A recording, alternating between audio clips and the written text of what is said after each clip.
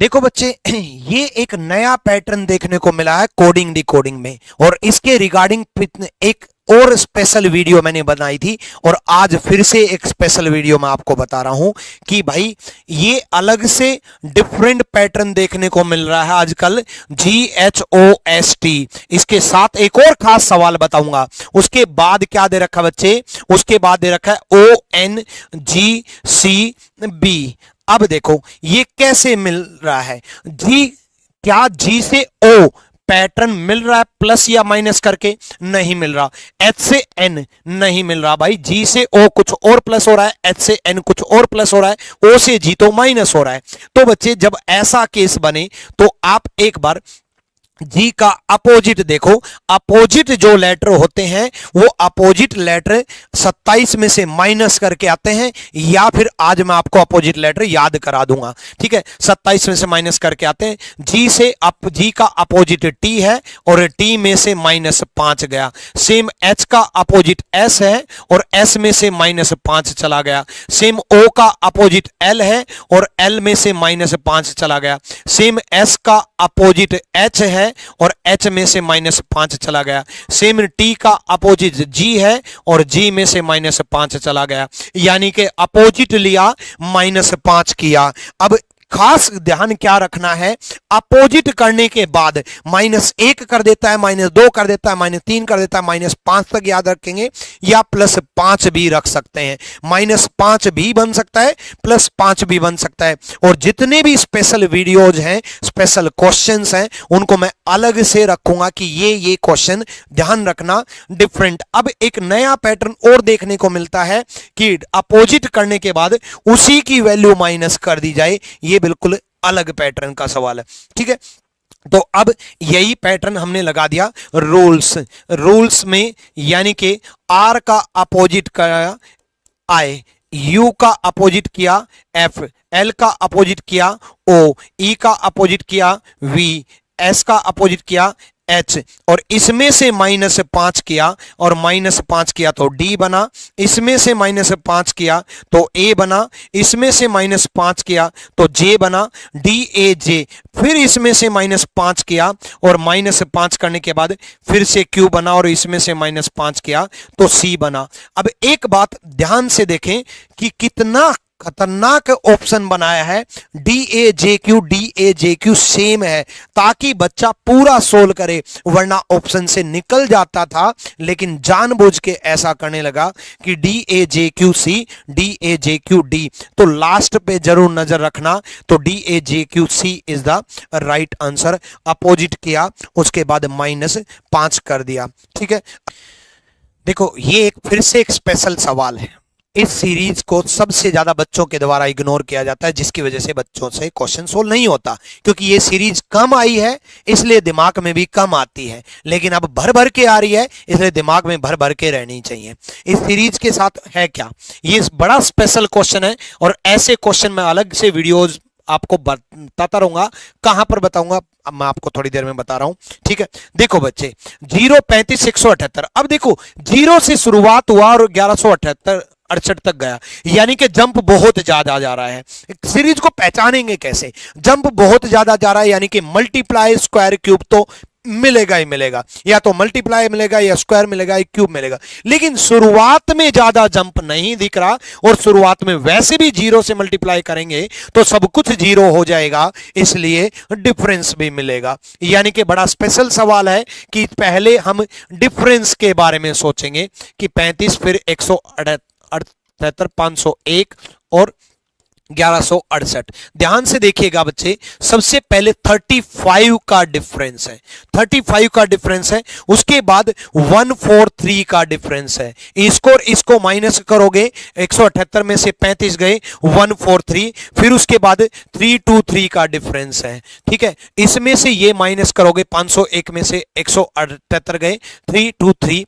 अब इनका डिफरेंस देखो। अब इस डिफरेंस में एक बड़ी खास बात है। अब इस डिफरेंस में खास बात क्या है कि आपका 501 से 1168 का देखो, 667, हाँ 668 में से गए, ठीक है, 667 का डिफरेंस है। अब देखो मजेदार बात, ये 35 ये 143, ये 323, ये 667।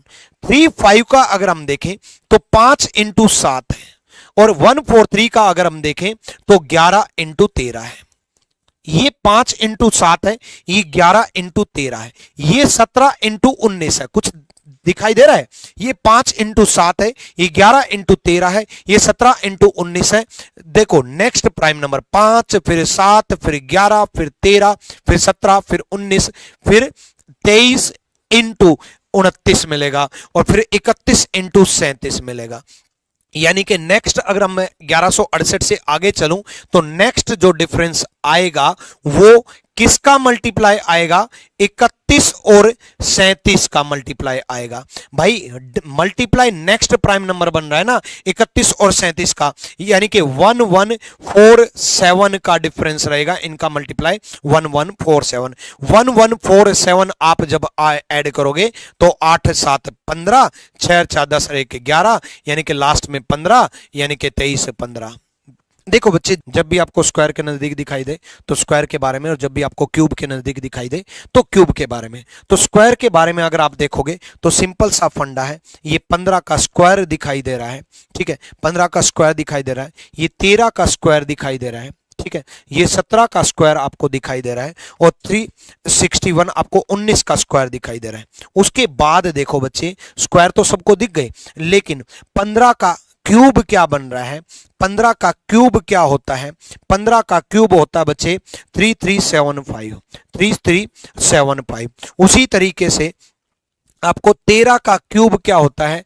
13 का जो क्यूब होता है बच्चे वो होता है 13 का क्यूब 2197। उसी तरीके से बच्चे 19 का क्यूब क्या होता है? 19 का क्यूब जो होता है, 19 का क्यूब 6859 होता है, 6859 होता है। सेम उसी प्रकार 17 का क्यूब क्या होता है? 4913 होता है। इनको रिवर्स कर दिया, पलट दिया, 5733 दे रखा है, इसको भी पलट दिया, 7912 दे रखा है, इसको भी पलट दिया, आपका 9586 होना चाहिए, 9586 होना चाहिए, यानी कि ये डिफरेंट है। इसको भी पलट दिया 3194, यानी कि ये देखो कितना बेहतरीन सवाल था।